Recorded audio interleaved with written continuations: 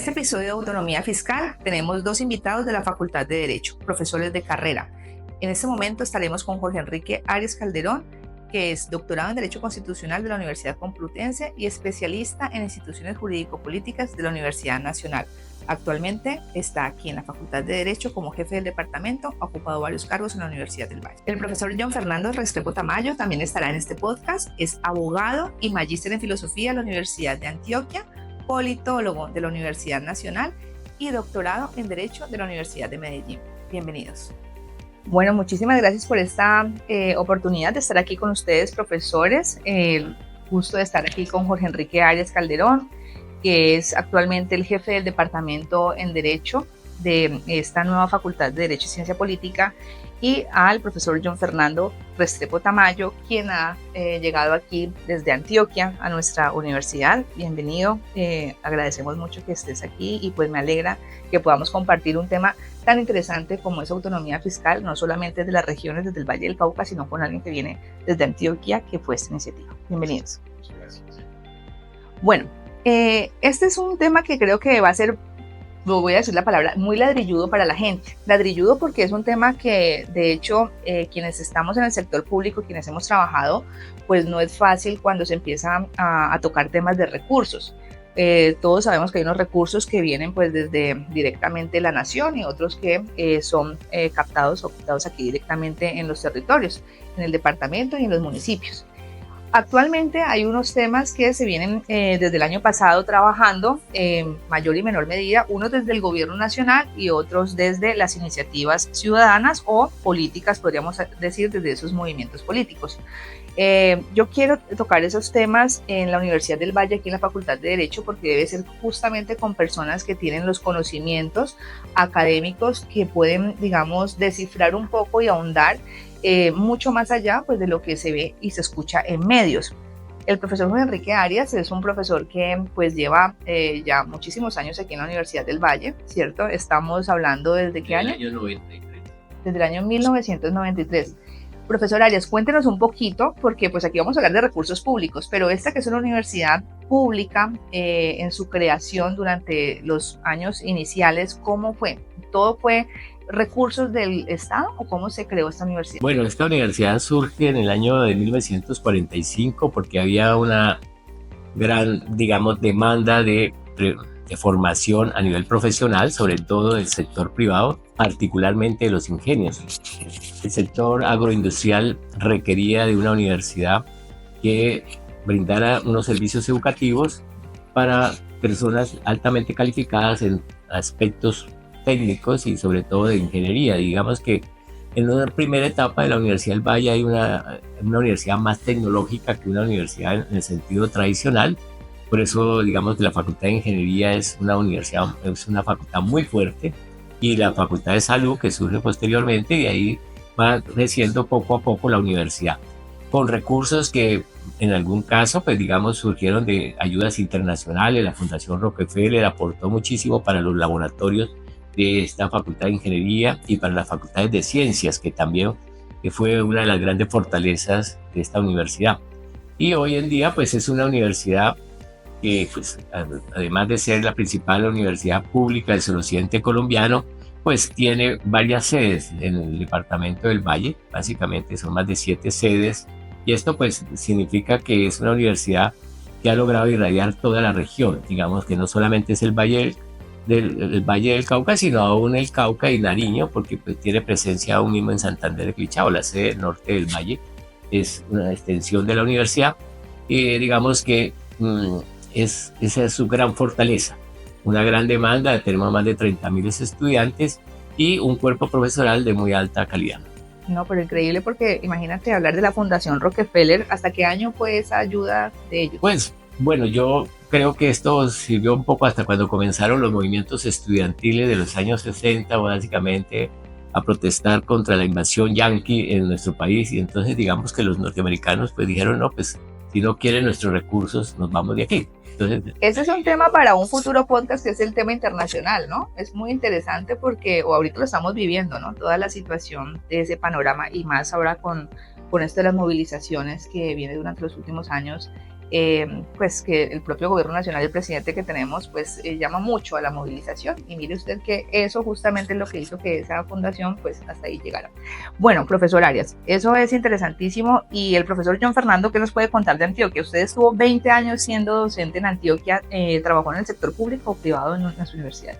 No, fundamentalmente en el sector privado. Mi caso, de hecho, es casi como el regreso del hijo pródigo a su región. Yo debo contar que soy nacido aquí en Cali, pero por decisiones familiares crecimos en Medellín. Allá me formé académicamente, allá desarrollé buena parte de mi actividad profesional y académica. Estuve vinculado, como decías, casi 20 años como profesor de Derecho Constitucional a la Universidad de Medellín.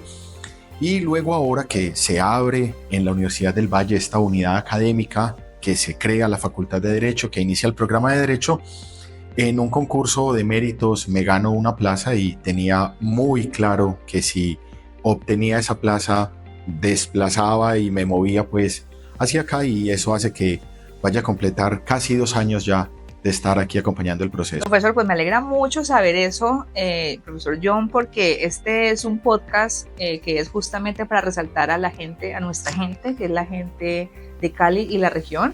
Y yo dije, bueno, vamos a invitar a un paisa, pero mire, el paisa terminó siendo de Cali originario, y eso nos demuestra simplemente que aquí en Colombia pues nos hemos movido muchísimo, ¿no?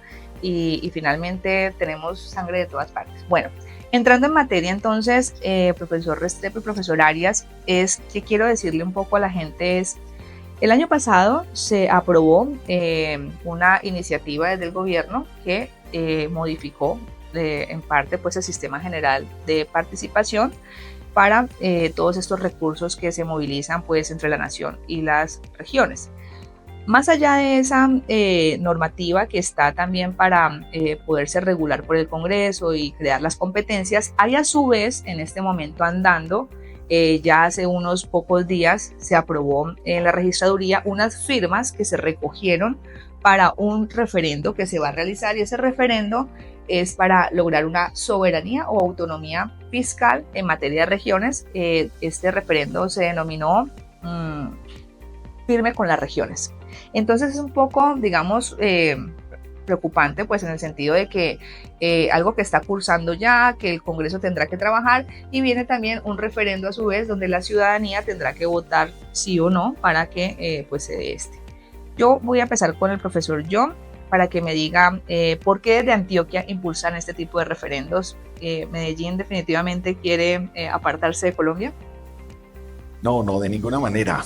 Pero yo quisiera aprovechar este espacio para compartir con nuestra audiencia, digamos brevemente, porque esta semana, el 17 de febrero, se celebró un evento muy importante que era los 33 años del funcionamiento de la Corte Constitucional, y se hizo mucho énfasis pues en los derechos fundamentales y la tutela. Pero hay un elemento clave de la Constitución del 91 que es precisamente expresar una nueva manera de democracia.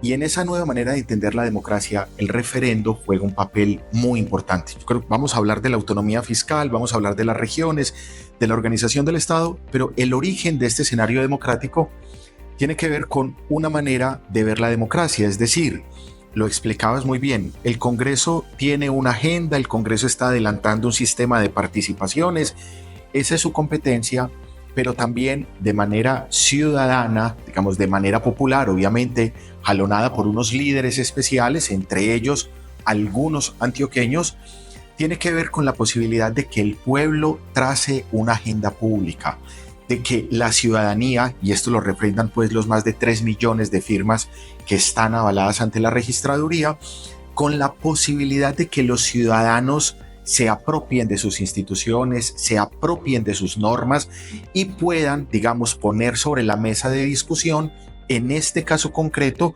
la disponibilidad de los recursos, la dirección de los recursos en aspectos focales pues de los impuestos. Entonces, yo quisiera celebrar una noción importante, y es la posibilidad que tiene la ciudadanía en esta democracia, la posibilidad que tiene el pueblo, si se quiere, el pueblo raso. Hay líderes, pero esto solo se puede hacer con bases populares que van apoyadas con sus firmas, con la posibilidad de proponer cambios a las leyes, cambios a la Constitución, Y eso demuestra precisamente, yo creo que en la medida en que una sociedad mueva sus escenarios democráticos, pues creo que el tanque de oxígeno de la sociedad civil funciona. Creo que este tipo de expresiones muestran que nuestra sociedad no está adormecida y que hay, digamos, un interés en que haya cambios. Entonces eso es lo primero que quisiera señalar.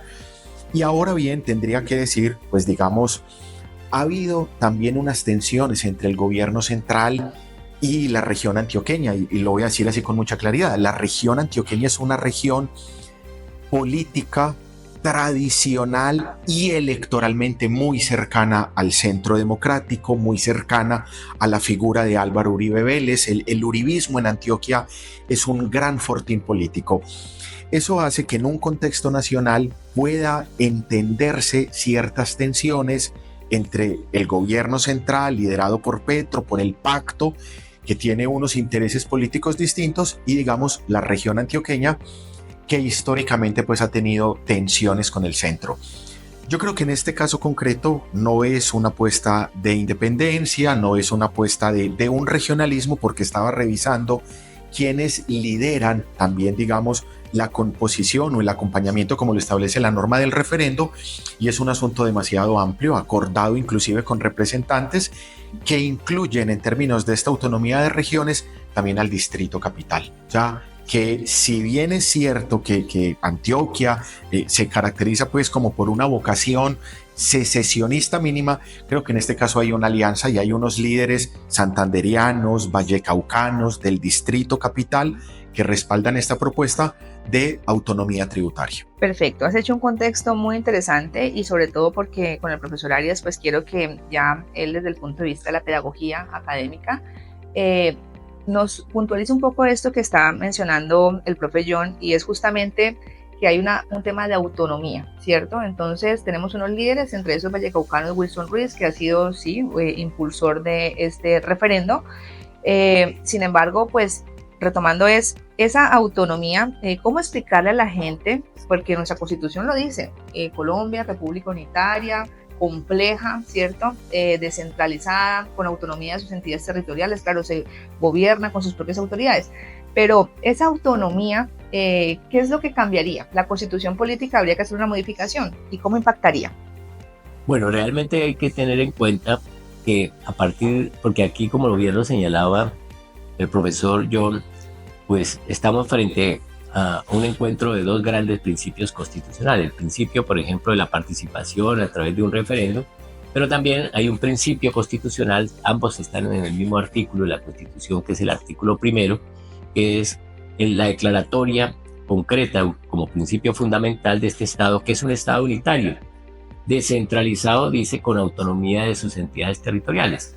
Esto, pues digamos, tratar de explicarlo a la audiencia también es un poco complejo, porque no es muy sencillo. De hecho, cuando la Constitución se promulga en el año 91, pues salieron muchos artículos y sobre todo en prensa aparecía una discusión entre grandes constitucionalistas sobre cómo interpretaban en este caso ese avance frente a la Constitución anterior, es decir, la Constitución de 1886.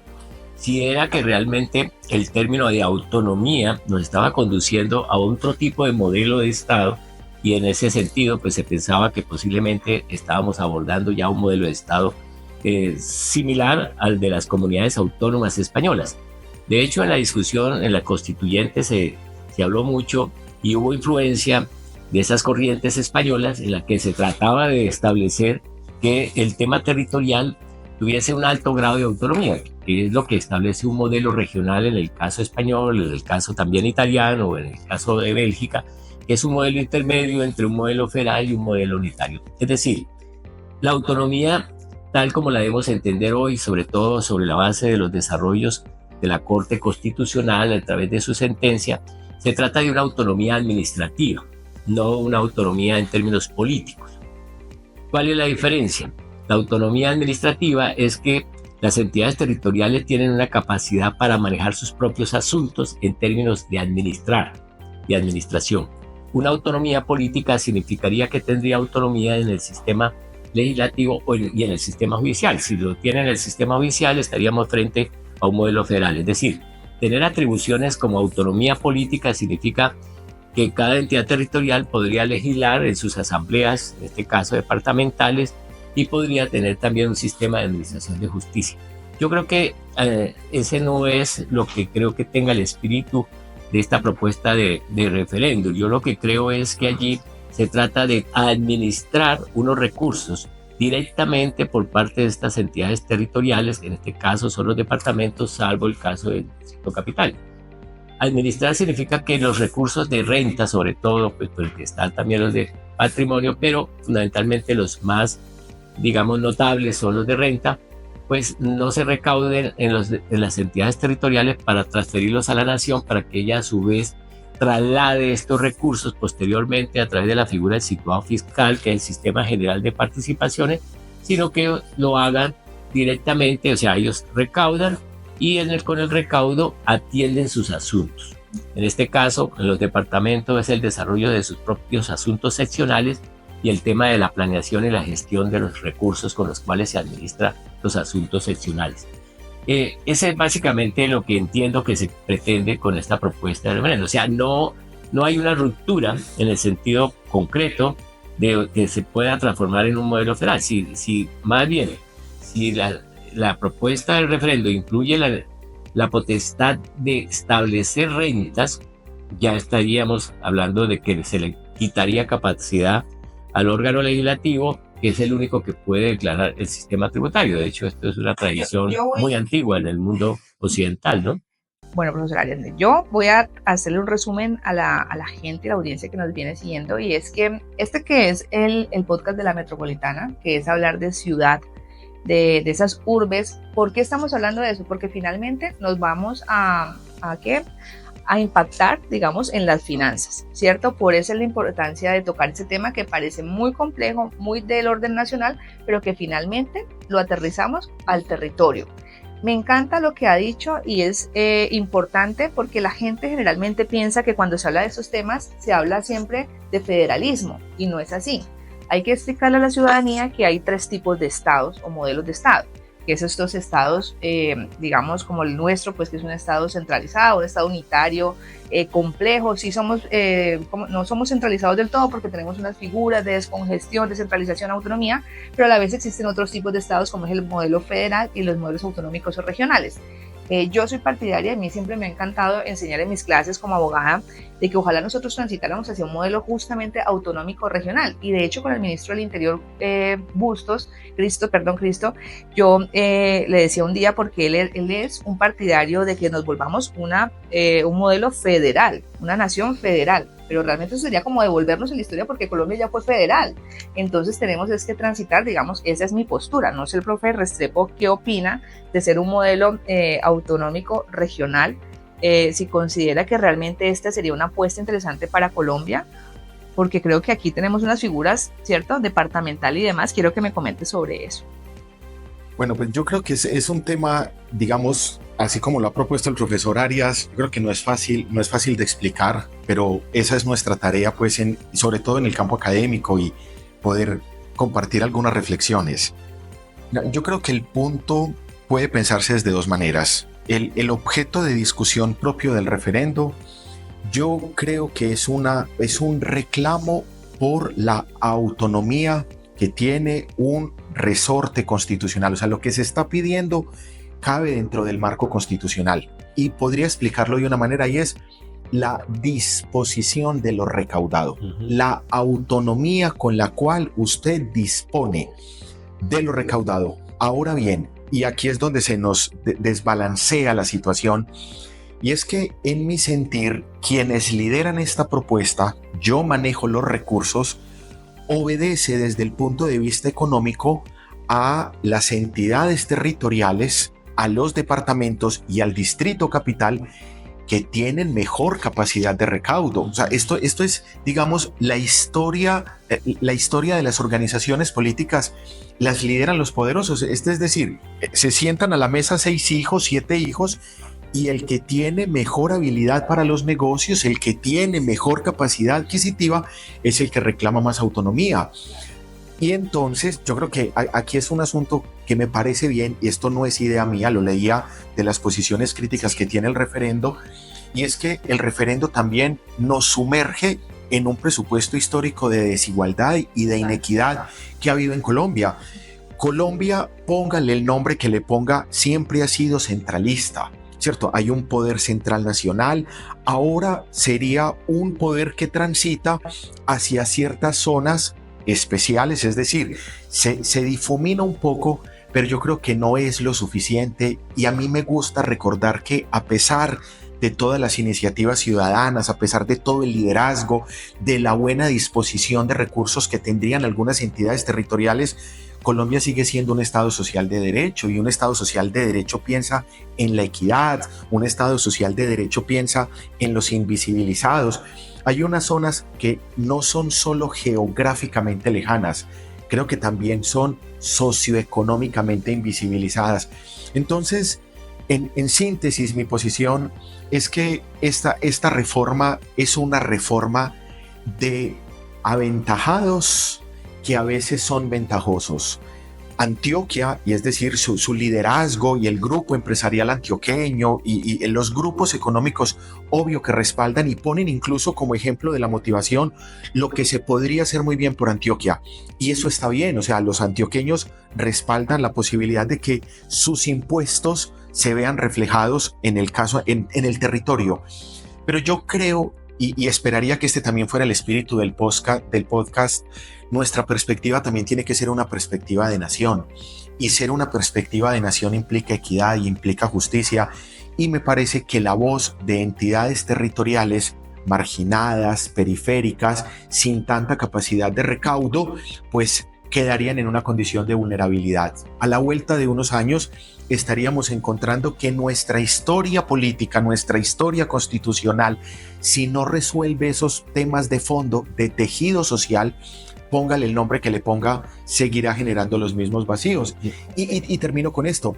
En materia de salud y de educación, se confirmará precisamente esa condición de desventaja. Yo quisiera ahí agregar algo con relación a lo que señala el profesor John, y es que en el sistema autonómico español, cuando se habló de autonomía, se dijo no todas las entidades territoriales tienen las mismas capacidades o liderazgos.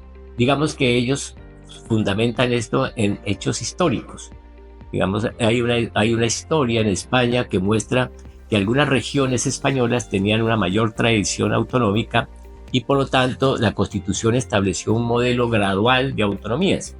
Digamos, cuando se promulga la Constitución de 1978 en España, no quedan automáticamente todas las entidades territoriales en el mismo plano de autonomía, en temas territoriales, por ejemplo. Entonces se establece que históricamente regiones o comunidades como la catalana, los vascos, los gallegos, tenían una mayor tradición autonómica y por lo tanto esas entidades territoriales deberían gozar de plenas autonomías, mientras los demás gradualmente el Estado iría mirando su desarrollo y sus capacidades para transferirles esas autonomías.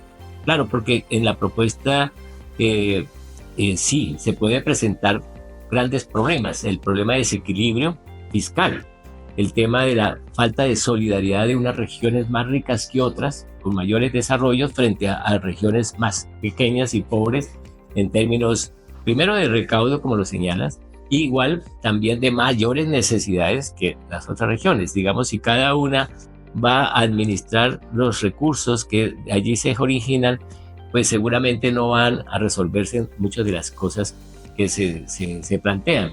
Digamos que allí en esta propuesta tendrían una gran ventaja Antioquia, pero igualmente el Distrito Capital, que también es un recaudador enorme. Entonces yo sí pienso que aún habría que pensar en la madurez, en las capacidades que tienen las entidades territoriales, y hasta mientras no sea posible establecer una especie de control de solidaridad entre los desarrollos territoriales, pues digamos el Estado ha sido el garante, y esto pues digamos me generará seguramente críticas por parte de todos los de todos los que proponen la autonomía, ¿no es cierto?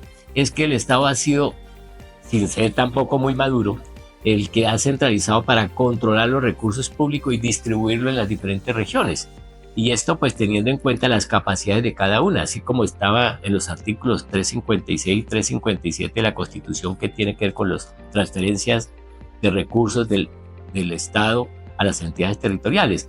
Se tiene en cuenta la capacidad y la eficiencia administrativa de las entidades territoriales, su gestión fiscal, sus necesidades territoriales. Entonces me parece que el referendo es una buena propuesta, pero en la medida en que hubiese mucho más, digamos, controles y posibilidades de establecer una gradualidad que permitiera que el Estado, porque esto nos va a generar posiblemente hacia el futuro un tema de déficit presupuestal general para la nación, es decir, ¿con qué recursos va a contar el Estado para resolver los grandes problemas de las entidades territoriales? Bueno, entonces voy aquí a resumir un poco lo que ustedes han mencionado, lo voy a cerrar de esta manera. Y es, primero, están ambos claros en que son 32 departamentos más Bogotá Distrito Capital, ¿cierto? Donde finalmente esos 32 departamentos, si logran esa autonomía fiscal, si se llega a dar, digamos, este referendo surte todas sus etapas, ya lo vivimos con el área metropolitana aquí en Cali, que esto no es tan fácil, ¿no? Eso tiene todo un proceso, y que la gente, pues digamos, vote a favor. Entonces estaríamos hablando de que esos 32 departamentos entonces empezarían a manejar los recursos que antes papá Estado les administraba. ¿Listo? La historia, como tú lo dices, nos ha demostrado muchas cosas, y entre esos en que los departamentos no todos saben gestionar sus recaudos. Es decir, los departamentos hoy en día tienen unos recursos que provienen de los licores, provienen de los vehículos, bueno, otros y demás, y esos pues digamos que no son de fácil cobro. En este sentido, quien ha cobrado por naturaleza ha sido el Estado, la nación, que se divide pues digamos en rentas y patrimonio, que son los fuertes, y ahora esto pasaría a estas autonomías. Eso también es importante que la gente lo sepa, que básicamente se divide muy fácil. Digamos que para los que conocemos el derecho decimos, bueno, está toda la parte administrativa, ¿cierto? Lo ejecutivo, administración, la parte legislativa y la parte judicial, y lo que estamos centrándonos es en una de estas, digamos, bases, que es la parte de administrar sus propios recursos. No estamos hablando de la parte judicial, de administrar justicia, y que en el legislativo sí hay un riesgo, ¿cierto? Que es lo que veo aquí, y es que, claro, antes las entidades territoriales no podían legislar en materia tributaria porque la competencia es del Congreso. ¿Listo? Y ahora pues vendría, digamos, una serie de efectos secundarios que no sabemos hasta dónde podría realmente ser positivo para las regiones. Claro, desde el punto de vista de la participación ciudadana, maravilloso, que se expresen y que quieran recobrar ese espíritu de la Constitución, pero en la práctica no es así de fácil, porque siempre las gobernaciones han sido quienes han prestado asistencia técnica a los municipios que son de menor categoría. Estos municipios nunca son como las ciudades capitales, no tienen las mismas, las mismas personas preparadas en la administración pública, no saben presentar proyectos. ¿Cómo van a hacer entonces? Eso sí sería, pues creo que un riesgo. Ventajas. Ave María, esta sí es la pregunta, bueno, esta sí es la pregunta más complicada, digámoslo en términos de una perspectiva de nación, pero yo sí creo que el asunto, pues en términos de autonomía, obedece a un reproche particular, sobre todo con la manera personalísima de dirigir la política en Colombia en cabeza del presidente actual. Y voy a poner un ejemplo. En algún momento, en una intervención, generalmente por la plataforma X, dice el presidente Petro, ya no se financia más el Metro de Bogotá. Estamos en una crisis financiera, estamos en una crisis, vamos a tener una política de austeridad, y entonces la nación no va a seguir asumiendo la carga prestacional y económica que tiene con el metro. Eso, digamos, impulsa esta discusión que hay en términos de autonomía, en términos de soberanía de la administración de recursos. El punto es, lo que yo recaude es mío en estas entidades territoriales. Yo creo que hay apuestas políticas que muestran que efectivamente esa tendencia presidencialista nuestra, el presidente es el que tiene los recursos y dice, según sus amistades, según sus intereses o según su conveniencia, dónde pone los recursos, condiciona también el progreso y el desarrollo de ciertas entidades territoriales. Creo que el Metro de Bogotá es un proyecto que no tolera una espera más, que no tolera una politización más. Este tipo de intervenciones, como la que hace el presidente, decir, no respaldo más un proyecto de esos, creo que confirma precisamente esta búsqueda de autonomía de gestión. yo gestiono los recursos y esos recursos, según una plataforma política, es lo que nos permite hacer que los servicios públicos mejoren o que el Estado se parezca más a lo que dice la Constitución y el Estado social de derecho. Entonces yo creo que en términos de perspectiva favorable habría que mencionar primero una sociedad activa que se une alrededor del desarrollo de la democracia por medio de este mecanismo. No es pensar la democracia solo cuando votamos, sino también cuando ponemos una agenda pública. Y segundo, yo creo que es también cuestionar esa figura hiperpresidencialista, lo digo en el caso concreto de Bogotá y lo digo también históricamente en una arena políticamente adversa para el presidente del pacto, en un territorio uribista, poder establecer menos condicionamientos en términos de gestión de los recursos. Utilizabas ahora una palabra que me parece muy sensata y es muy clara: papá Estado. O sea, a veces el papá dice, esto si no se hace a mi manera no se hace. Yo creo que este reclamo por la autonomía muestra precisamente la posibilidad de empoderamiento de ciertas entidades territoriales. El asunto es que no todos van a gozar de esa libertad en términos de disposición de recursos. Bueno, entonces voy a retomar para hablar de las desventajas y sobre todo porque el profesor Arias, y lo hemos vivido y hemos discutido este tema de esa soberanía o esa autonomía y es cuando entra en pugna, ¿cierto?, con la nación. El profesor ha puesto el ejemplo del metro en Bogotá, que es muy claro. Nosotros aquí en Cali tuvimos una pugna y la seguimos teniendo con la nación, que es sobre la base, sobre la Escuela Militar de Aviación Marco Fidel Suárez, que justamente el desarrollo de nuestra ciudad, y miren por qué es la metropolitana, no logramos desarrollarla porque tenemos una base militar, ¿cierto?, que depende de la nación, y allí está esa soberanía nacional que, como tú lo has dicho muchas veces, esa autonomía nuestra es limitada. Entonces, digamos que hay muchas desventajas. Háblanos de esas desventajas. Con respecto a la autonomía, pues lo que uno tendría que decir es que el hecho de que sigamos siendo un Estado unitario, pues nos está sometiendo fundamentalmente a una especie de sistema de administración pública que se sujeta a la Constitución y a la ley. Entonces, decir, por ejemplo, que el espacio que ocupa la base Marco Fidel Suárez en la ciudad de Cali es un impedimento para el desarrollo de la ciudad, pues yo no lo veo tan, digamos, tan complicado. Es decir, yo pienso que la ciudad tiene mucho para donde pueda desarrollarse. Lo que yo creo es que hay que, dentro de ese sistema, como lo tenemos en la Constitución y en nuestro ordenamiento legal, es que ese espacio es un patrimonio del Estado. Es decir, hace parte del Estado. O sea, la base Marco Fidel Suárez tiene el Estado tiene un predio allí particular, que de hecho lo podría tener en cualquier otra, departamento, en cualquier municipio, pero es un respeto a la propiedad privada, entre otras cosas, porque hay que pensar que el patrimonio hace parte de los elementos mismos de las entidades territoriales y también del Estado. Es decir, cuando uno habla de que yo tengo autonomía es porque yo tengo mis propios recursos, tengo mi propio patrimonio y puedo gestionar mis propios intereses. El Estado, para gestionar sus intereses, en este caso el interés de la defensa nacional, pues tiene que tener bases militares en cualquier parte del territorio, ¿cierto? Y digamos que entonces no podría haber esa posibilidad porque cada departamento tendría que decir que aquí no puede tener presencia el Estado.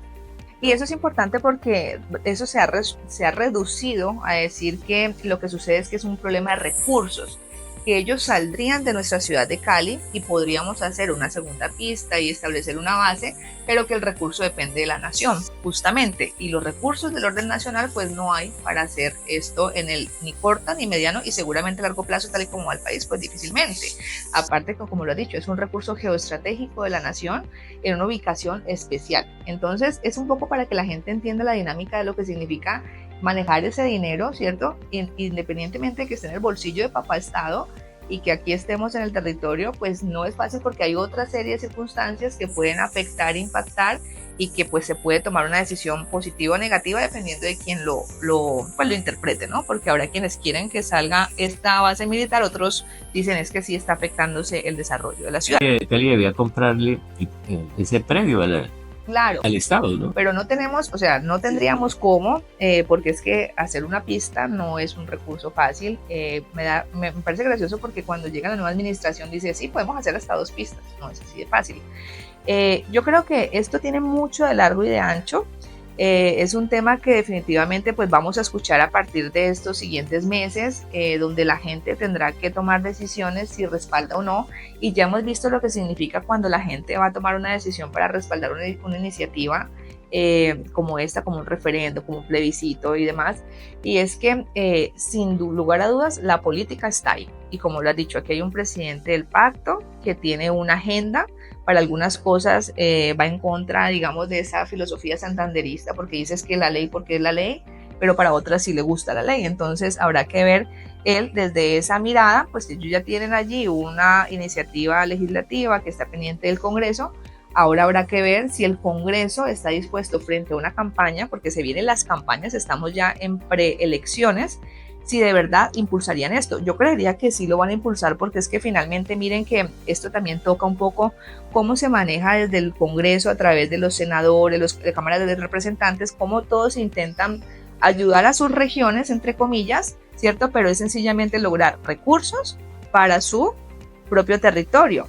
O sea que en teoría, si ellos logran independizarse, entonces cambia un poco las dinámicas políticas también. ¿Qué es lo que se llama la mermelada finalmente? La mermelada es gestionar recursos, en últimas, en pro de ciertos departamentos. Sí, porque, bueno, yo simplemente quería agregar, pues que se está sacando doble tajada, ¿no? Por un lado está la pretensión a través de un acto legislativo de que se reforme el artículo 356, 357 para buscar una mayor participación de recursos del Estado para el desarrollo de los departamentos y los municipios. Es decir, se va a pasar de un 25 o 27% que se ha venido manejando a un 39.5% de recursos más, claro, en un plazo de más de 10 años después del año 2027. Pero también por el otro lado, con la propuesta de referendo se está diciendo, además queremos los recursos directamente recaudados por estas materias, ¿no? Entonces, la pregunta es también, ¿con qué recursos el Estado va a atender funciones vitales, servicios públicos que quedan, digamos, esenciales en cabeza del Estado, ¿no? Como la administración de justicia, la seguridad y muchos otros temas? Esto, a mi parecer, y eso es mi opinión personal, el modelo federal se debilitó muchísimo en Colombia, el poder central. Está bien, digamos, en un sistema presidencialista que fue todo el modelo centralista de comienzos del siglo XIX, pasa a un modelo totalmente descentralizado políticamente, como es la Constitución de 1863, que nos hace llamar Estados Unidos de Colombia, copiando el modelo de los Estados Unidos de Norteamérica, pero allí el gran fracaso de ese modelo federal fue la pérdida de importancia del gobernante central y de sus recursos, y por lo tanto, digamos, tenía mayor importancia lo territorial y cada uno jalaba para su propio lado. Entonces esto nos llevó a confrontaciones que conocemos a finales de ese siglo y que da lugar a la Constitución de 1886 como una especie de represalia a todo ese, digamos, falta de cohesión y de unidad nacional que no logramos conciliar como el modelo norteamericano. Digamos que no estábamos preparados para un modelo federal de ese entonces. Eso es lo que yo pienso con respecto a esta propuesta, a estas dos propuestas, porque son dos propuestas que van en el mismo sentido, es debilitar fiscalmente al Estado. Yo entiendo el reclamo de la falta de posibilidad de que las entidades territoriales y municipales puedan, digamos, mejorar las condiciones con más recursos, pero me parece un poco delicado si no se hace un buen estudio de las finanzas a largo plazo, ¿no?, del Estado Nacional. Dos cositas para terminar. Me gusta mucho que toda la audiencia sepa que cualquier decisión que se tome en este año es muy importante porque estamos en un periodo, yo me atrevería a decir ya, electoral. Las actuaciones son actuaciones políticas de cara a lo que se juega a mitad de 2026 con la presidencia de la República. Pero yo quisiera decir, es decir, ese es el escenario político. Yo soy profesor de Derecho Constitucional y no puedo irme sin decir que a pesar de todas las virtudes y de todas las ventajas y del origen político que se pueda discutir con respecto a la autonomía de recursos, hay algo a mí que no me cuadra, hay algo de este rompecabezas, hay una pieza que le falta al rompecabezas y se la vamos a dejar a la audiencia en estos términos, y es el siguiente: no procede el referendo respecto de las leyes aprobatorias de tratados internacionales, ni de la ley de presupuesto, ni de las referentes a materias fiscales o tributarias. Es el artículo 170 de la Constitución. Yo sí quedaba con una duda porque esto parecía muy bonito para ser verdad. Vamos a autogobernarnos, vamos a quitar, dice la motivación, la parte emotiva del referendo dice: los vetustos recursos de los que disponen los departamentos, vamos a modificar esto, vamos a darle vida a la salud, a la educación, que no dependamos solo del impuesto del tabaco. Pero aquí hay una disposición constitucional. Eso es lo que yo explico en clase: por encima de cualquier voluntad política, regional, territorial, incluso presidencial, está la Constitución, que es norma de normas. Y en esta democracia no todo va a las urnas, no todo es lo que el pueblo quiera.